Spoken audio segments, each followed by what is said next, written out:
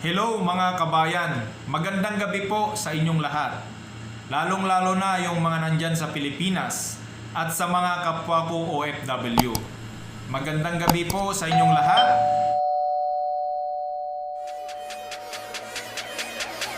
And welcome to Bernard T. Gabaon YouTube channel, Current Events Comparative Point of View. Sa gabing ito ay magbibigay po ako ng tips kung ano ang gagawin po natin bago tayo mag-umpisa ng negosyo. At heto na po ang unang-unang tips. Kung mag-uumpisa ka ng negosyo, ay kailangan mong mag-research sa iyong lugar. Alamin mo kung sino ang mga tao, alamin mo kung ano ang kanilang pinagkakakitaan, at alamin mo kung ano ang pangangailangan ng iyong komunidad, upang maibasi mo kung ano ang ibibigay mong service o kung ano ang maibibigay mong produkto, maibenta mo, maialok mo sa iyong lugar. At laging isaisip, unahin ang serbisyo bago ang sarili. Laging serbisyo ang ating i-offer sa kanila, laging tulong, huwag isipin na laging kita. Kung tayo nag-uumpisa sa pagnenegosyo, kailangan isipin natin kung ano ang bukal sa loob na ikakaganda ng ating mga customer na bibili sa iyong mga paninda kung ang uumpisahan mo ay isang sari-sari store. At kung serbisyo, barbershop, maggugupit ay kailangan maganda ang iyong serbisyo. Yan ang unang-una nating gawin. At pangalawa, huwag kang mag-uumpisa ng isang negosyo na hindi mo alam. Kailangan kung mag-umpisa ka ng negosyo ay yung gamay mo, yung alam na alam mo para hindi ka malugi. In short, kailangan passion mo yan. At ang passion ay hindi sapat yan para umasenso ang isang tao sa negosyo. Kailangan niya pa rin ng research. Hindi lang pwedeng passion lamang. Kailangan mo pa rin aralin talaga kung ano ang pinaka-the best na maibigay mo sa iyong mga customer. At ang pangatlo ay hindi kinakailangan na mag-umpisa ka sa malaking puhunan, sa malaking negosyo.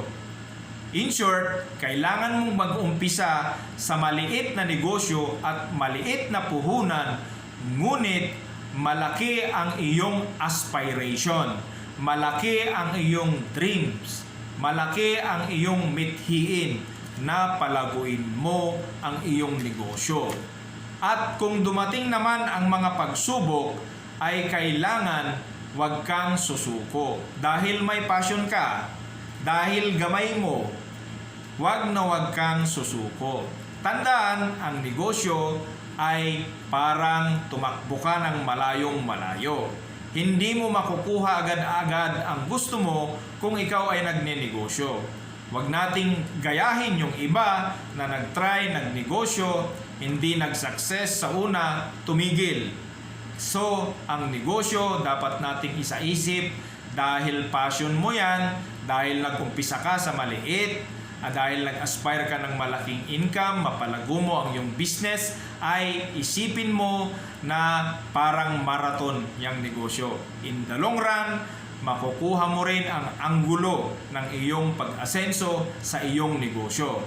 At ang pang-apat, kung naisip mo na yan, dahil kailangan mong mag-umpisa ng negosyo, ay i-mindset mo na rin ang pag-iipon ng pera. Kasi napaka-importante ang pag-iipon ng pera kung may kita ka sa iyong negosyo. Dahil yung kita mo, huwag mong gagastusin lahat. Dahil yan, ipupuhunan mo ulit. Who knows, pag na-develop mo yung negosyo mong yan, pag na-develop mo yung sari-sari store mo, at na-develop mo yung karinderya mo, mag-leverage ka para lumaki ang iyong kita. Yan ang sinasabi nating long-term goals. Kaya kailangan magkaroon ka ng long-term goals at i-leverage mo ang iyong negosyo. At ang panglima ay kailangan mong pag-aralan araw-araw ang iyong negosyo. Dahil passion mo yan, dagdagan mo ng sipag at tiyaga, kaya kailangan mong magpuyat, kung kailangan mong mag hands-on sa iyong negosyo, gawin mo para sa ikabubuti ng iyong negosyo. Otherwise, mayroon kang pangarap. Otherwise, mayroon kang long-term goals. Yung palaguin mo yung negosyo mo, who knows, yung sari-sari store mo ay magiging mini grocery. Who knows, yung karinderya mo ay magiging restaurant. Yan ang iyong gagawin. At ang panghuli ay lagi mong tatandaan na kapag nagnenegosyo ka, ay kailangan mong magtipid, magtabi ng pera dahil kailangan yan sa isang negosyo. Kagaya yan ng isang poso, na isang gripo. Pag binubomba mo yan, ay kailangan mong magtabi ng tubig. Huwag mong ubusin lahat yung tubig dahil alam mo kung bakit ang negosyo ay dumarating ang down ng income.